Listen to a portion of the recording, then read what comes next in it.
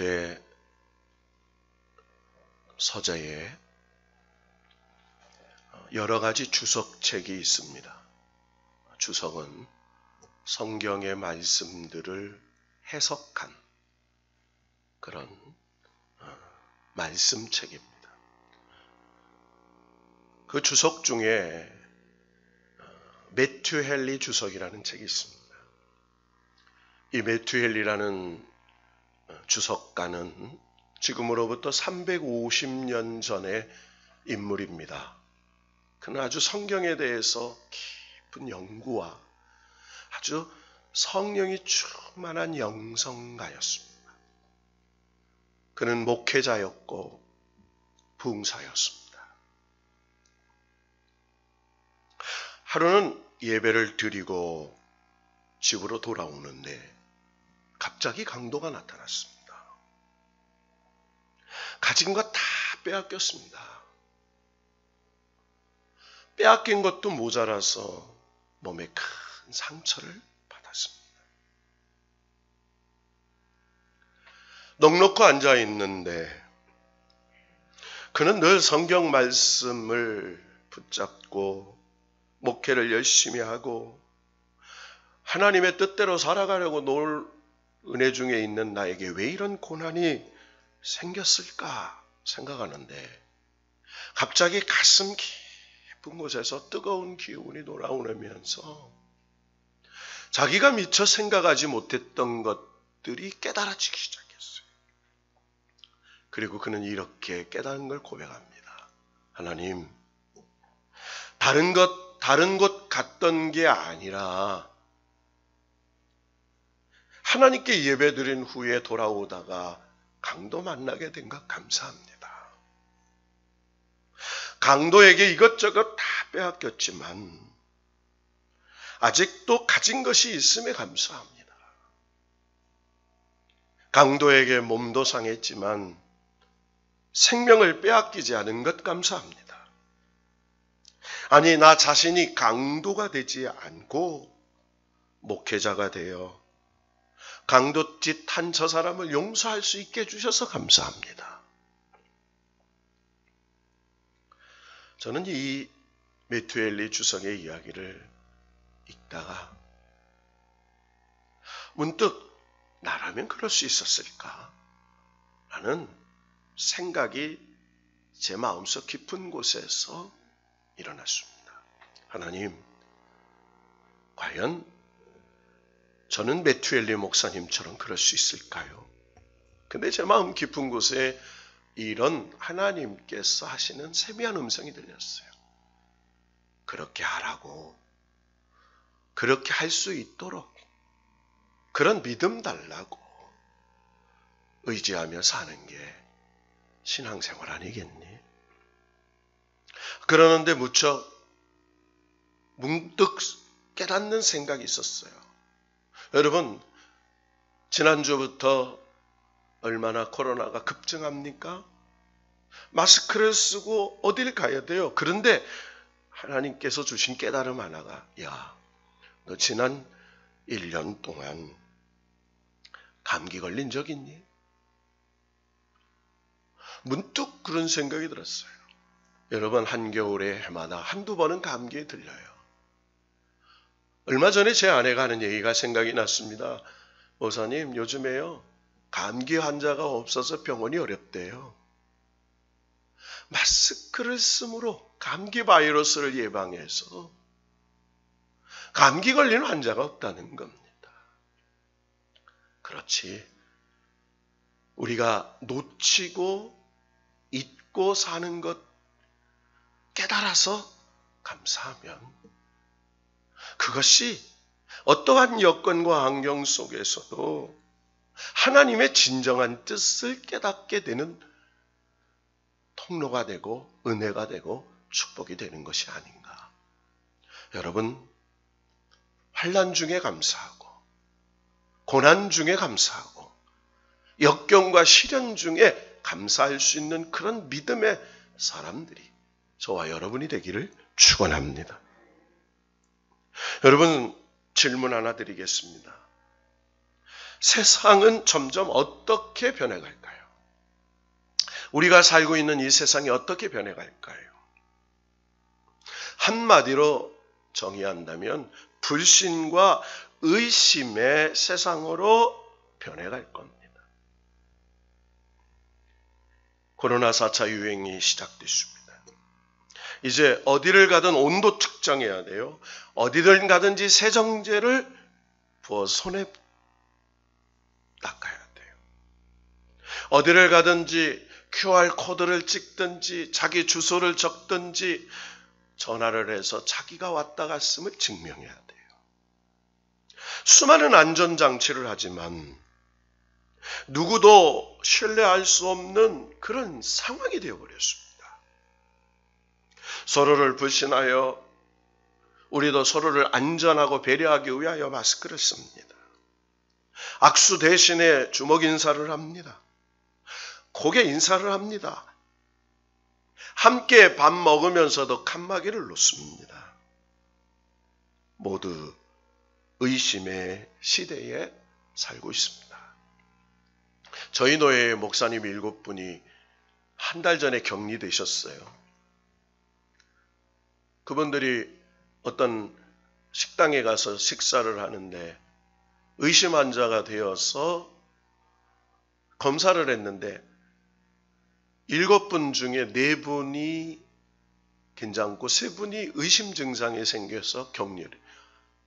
어쨌든 그곳에 있던 분들도 격리를 되는데요. 그 목사님이 하신 말씀이 가족들도 가까이 안 올 수도 없고 그리고 성도들도 그분들이 하신 얘기예요. 성도들도 자기를 못보듯이 하더라는 거예요. 낫고 돌아왔는데요. 가까이 오지 않더라는 거예요. 아니 사모님도 가까이 안 오는 것 같더래요. 그래서요. 굉장한 고독감이 들더라는 얘기를 하시는 걸 들었습니다. 여러분 모두를 의심하는 시대가 되었습니다. 여러분 요즘에 보이싱피싱이라고 해가지고 얼마나 많은 전화가 오는지 몰라요. 여러분 우리나라 좋은 나라예요. 돈 빌려준다고 문자가 수도 없이 와요. 준다는 거예요. 가져가라는 겁니다. 심지어는 어플과 그리고 그런 것들을 잘못 깔면 핸드폰에 해킹이 되어서 우리의 금융 계좌가 유출되기도 합니다. 한마디로 불신과 의심의 시대에 살아가고 있어요. 그래서 우리는 어떻게 살아야 될까요? 지난주가 맥주 감사주일이었습니다. 여러분과 함께 해보기로 한 약속이 하나가 있습니다. 바로 손가락이 10개인 것처럼 하루에 10번씩 감사할 거리를 한번 찾아보자 라고 했습니다. 여러분 두 번째 질문입니다. 한 주일 동안 얼마나 감사를 찾아보셨습니까? 여러분 말씀을 듣기는 쉽습니다. 그 말씀을 듣고 믿고 순종하기는 쉽지 않습니다. 여러분 하나님의 역사와 축복은 순종하는 자에게 나타나요. 마음으로 믿어 의에 이르고 입으로 시인하여 구원에 이른다고 했어요. 여러분 감사는 감사를 낳습니다. 은혜는 은혜를 낳습니다. 믿음은 믿음의 열매를 냈습니다. 여러분 지난 한 주일 동안 우리가 감사 주간을 보내면서 정말 얼마나 감사했는지를 뒤돌아보고 회개해야 돼요. 한마디로 말하면 앞으로의 시대는 감사치 않는 시대가 돼요. 그래서 성경의 말세에는 감사치 아니하고 이렇게 얘기해요. 말세에는 어떻다고요? 감사치 아니해요. 여러분, 심지어는 자식이 부모에게 감사치 않습니다. 학생이 스승에게 감사치 않아요. 감사치 않습니다. 감사가 없어지는 시대예요. 아니, 감사하기는커녕 터져나오는 원망과 불평과 비난뿐이에요. 여러분, 오늘 우리가 함께 봉독한 시편 138편은요. 유명한 다윗의 찬양시입니다.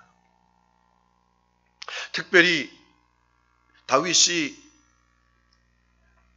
하나님의 성막, 그때는 성전이 없었던 시대였습니다.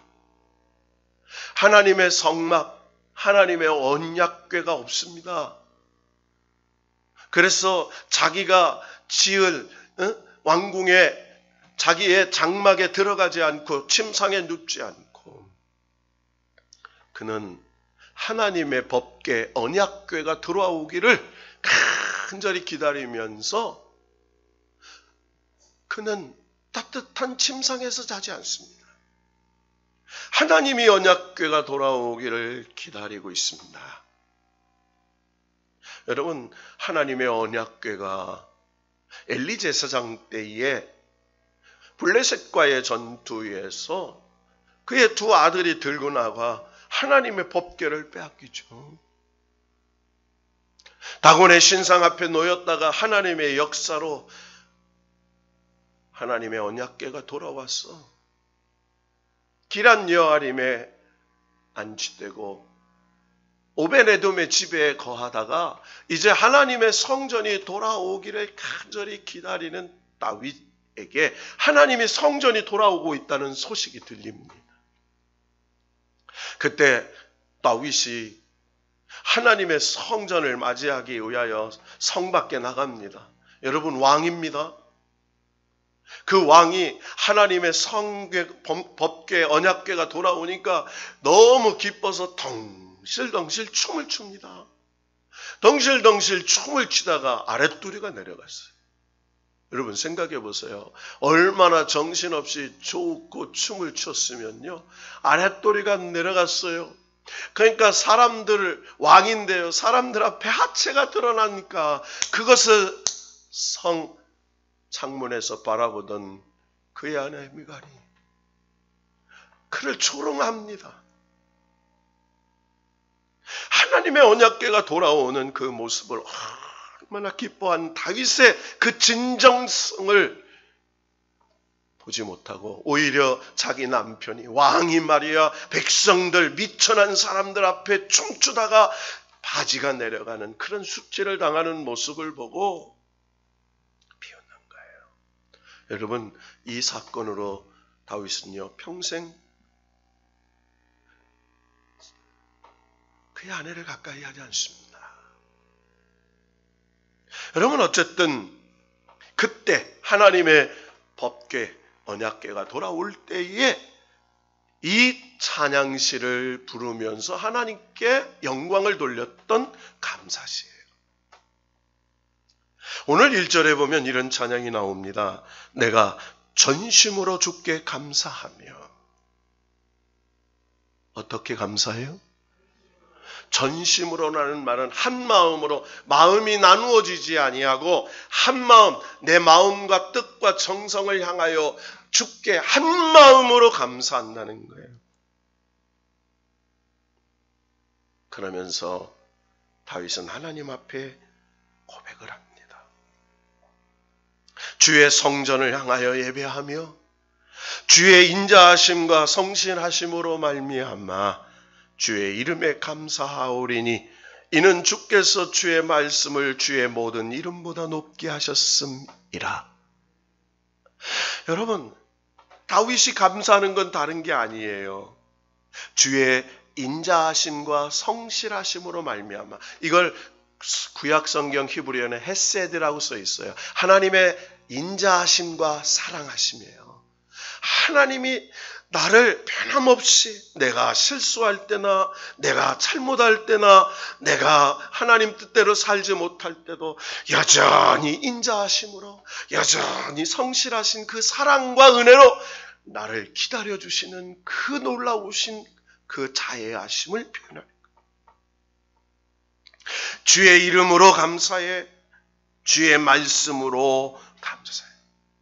한마디로 말하면 주의 변함없는 말씀, 그 성실한 주신 주의 능력의 이름 때문에 내가 감사한다. 그래요. 그러면서 다윗이 뭐라고 고백합니까? 다윗은 세 가지 고백을 하고 있어요. 3절 말씀 우리 다 같이 읽어보십시다. 시작. 내가 간구하는 날에 주께서 응답하시고 내 영혼에 힘을 주어 나를 강하게 하셨나이다. 아멘. 내가 간구하는 날에 주께서 응답하시고. 여러분, 다윗이 가장 인생의 고난과 환난과 어려움 속에 있었던 시대가 언제예요? 여러분, 그가 망명세관에서 아기스 왕에게 미친 척하면서, 여러분, 망명에서 하루하루를 어떻게 살아갈지 모르는 위기 속에 있을 때예요. 민족과 같은 나라 군대와 전쟁하게 생겼어요. 하나님의 은혜로 같은 나라 백성과 전쟁하지 아니하고 피하고 돌아왔더니 자기 성막에 있었던 자기 아내, 자식들, 그리고 모든 부하의 식구들이 다 납치돼 버렸어요. 그러자 부하들이 돌을 들어서 다윗을 쳐주려고 해요.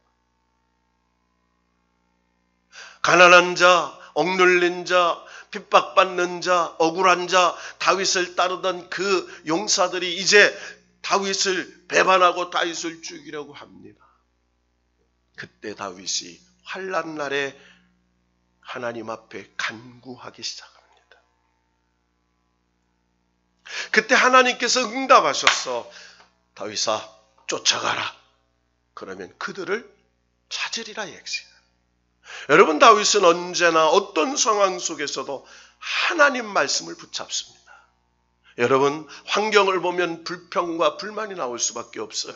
여러분, 신앙이라는 건 환경을 보는 게 아니에요. 세상을 보는 게 아니에요. 사람을 보는 게 아니에요. 조건을 보는 게 아니에요. 하나님을 보는 겁니다.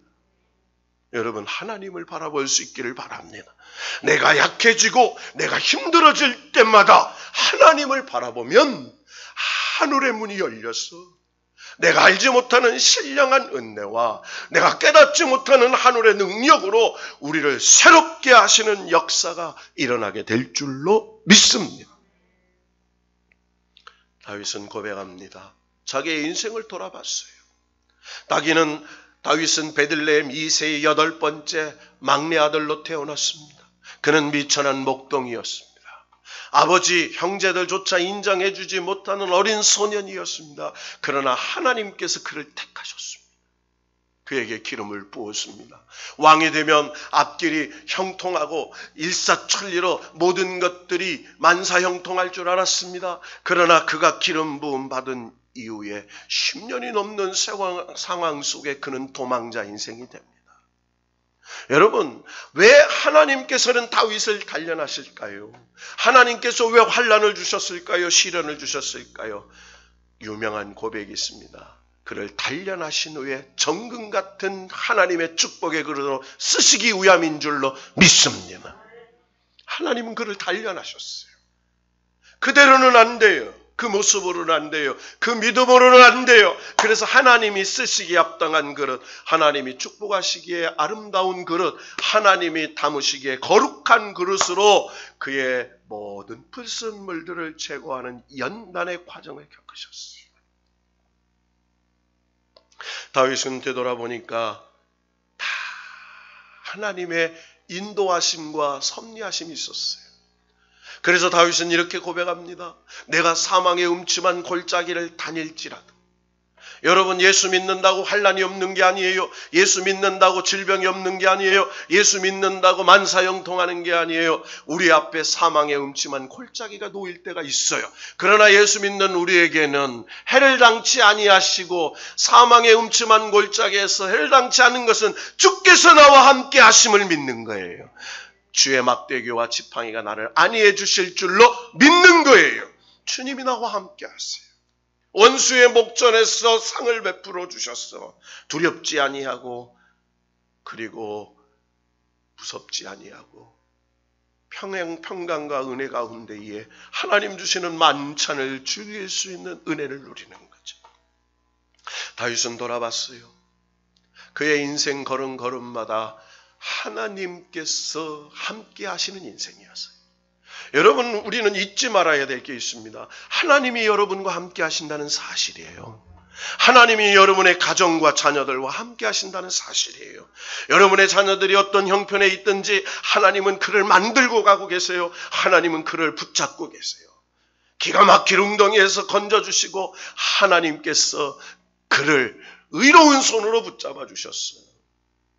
야곱을 이스라엘 되게 하셨던 것처럼 하나님이 하나님의 거룩한 의의 백성 만들고 계시는 줄로 믿으시기를 축원합니다, 여러분.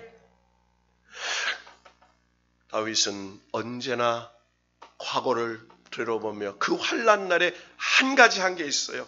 간구했어요.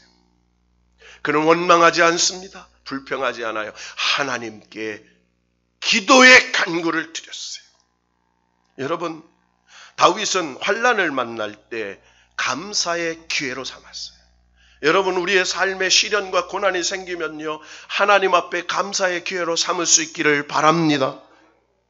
그래서 오늘 시편 138편에 보면 1절에 주께 감사하며 또 2절에 보면 주의 이름에 감사하오리니 4절에 보면 세상의 모든 왕들이 주께 감사할 것은 이렇게 얘기해요.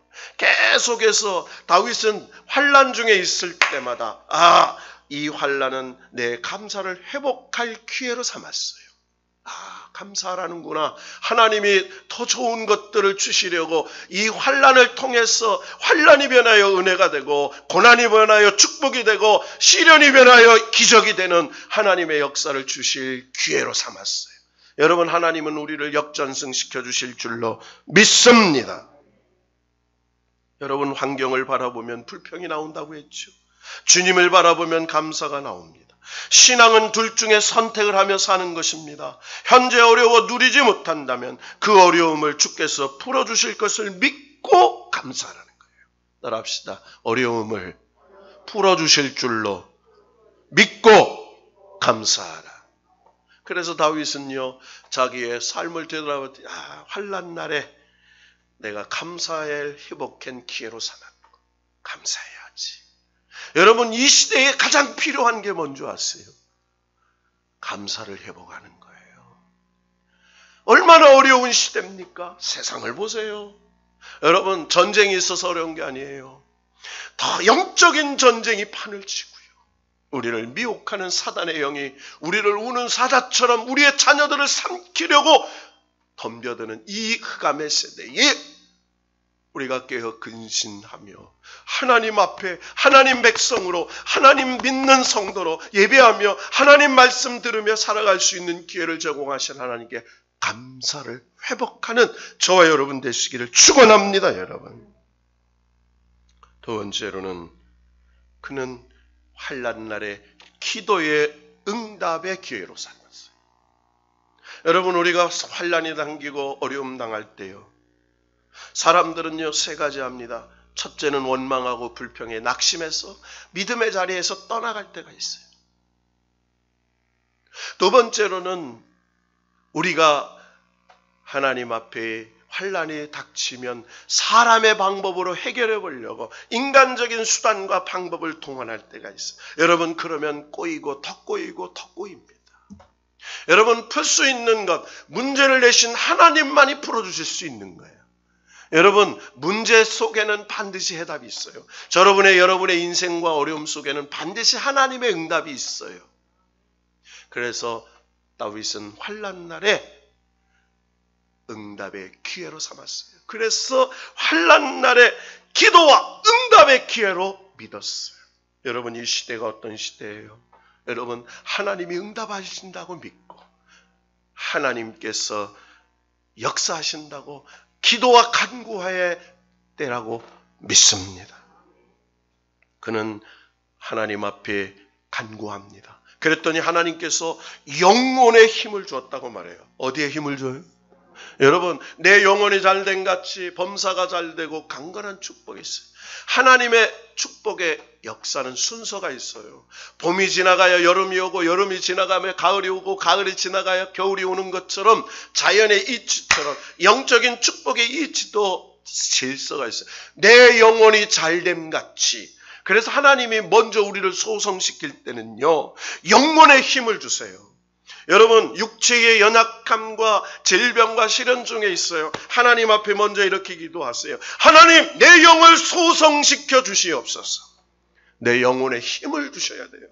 내 영혼에 힘을 주실 때 내 심령이 담대해지고, 내 심령이 담대해졌을 때 사지백지 5장 6부에 새 기운을 불어넣으시는 성령의 기운을 하나님이 불어넣어 주실 줄로 믿습니다, 여러분.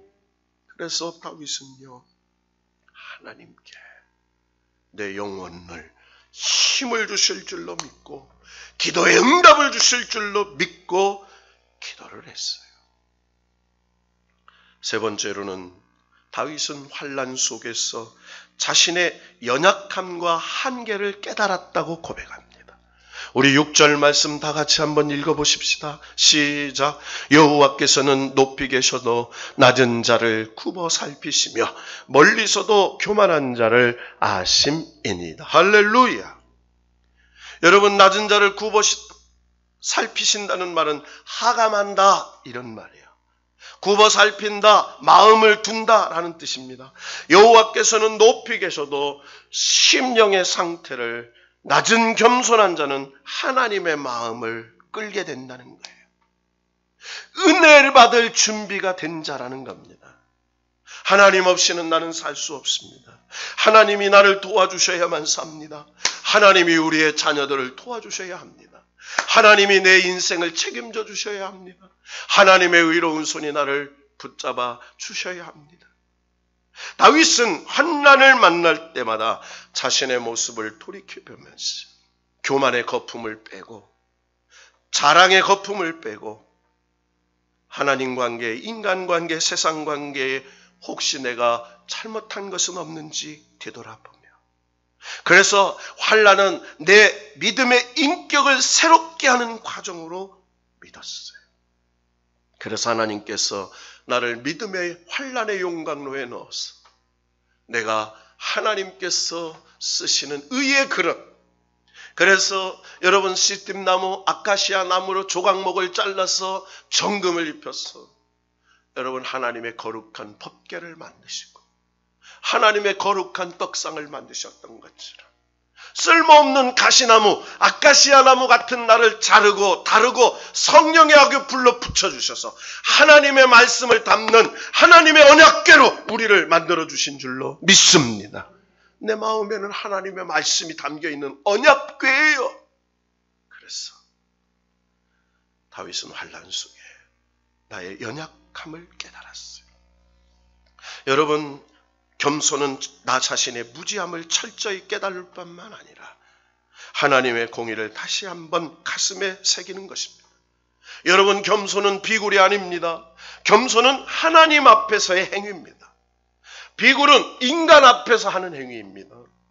겸손은 하나님, 내 힘으로 해보려고 했더니 안 돼요. 내 하루 앞길도 나는 모릅니다.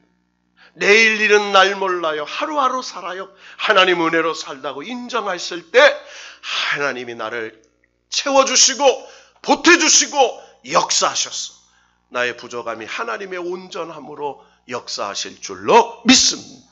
여러분, 비굴이 뭐예요? 강한 사람, 돈 있는 사람, 권세 앞에 머리를 조아리는 거예요. 여러분, 믿음의 사람은 그렇지 않아요. 하나님 앞에만 머리를 숙이지 세상의 권세에 머리를 조아리지 않아요. 하나님 말씀 앞에, 하나님의 거룩한 공의 앞에.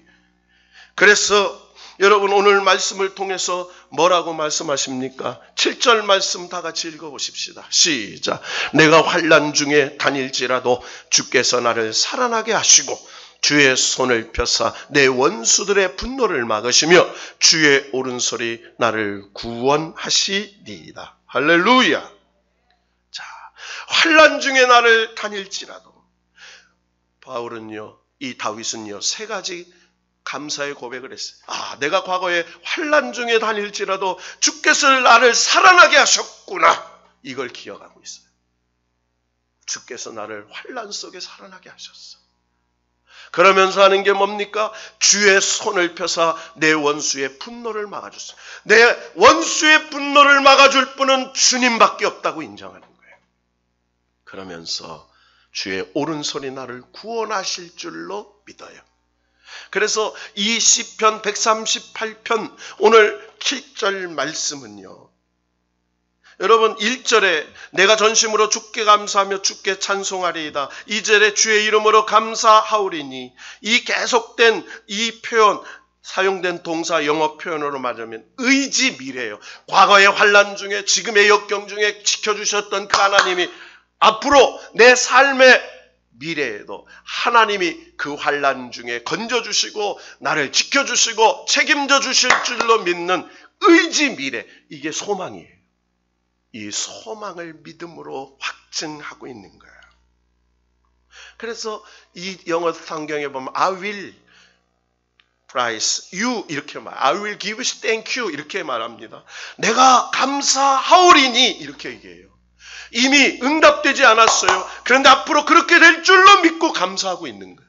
여러분, 여러분의 가정과 여러분의 자녀들의 그렇게 해주실 줄로 믿고 감사할 수 있기를 축원합니다.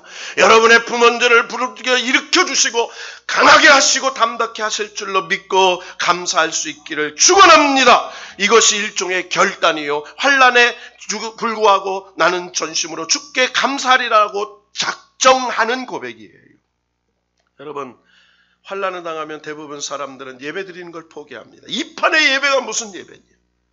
당신 같으면 이런 환경에 찬양할 수 있겠느냐? 이런 문제 속에 기도할 수 있겠느냐? 그러나 다윗은 다르습니다.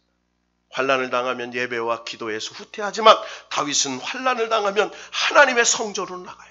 다윗은 하나님의 말씀과 기도를 붙잡고 하나님 앞에 나아갑니다. 다윗에게 있어서 환난을 극복하는 삶의 방식이 있다면 그것은 환난이 다가올수록 더욱 예배하고 기도하고 찬양하고 마지막 감사하는 거예요.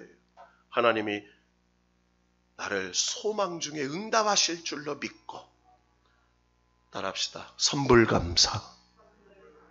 선불감사. 그래서 여러분, 감사는요 바이러스예요. 감사하면 할수록 확장되는 거예요.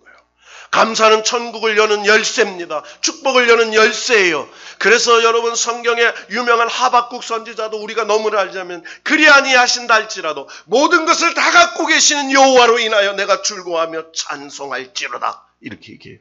뭐가 있어서가 아니에요. 모든 것 책임져 주시는 하나님으로 인하여. 여러분, 시편 34편 4절 말씀을 읽고 말씀 8절을 해석하고 말씀을 마칩시다. 시편 34편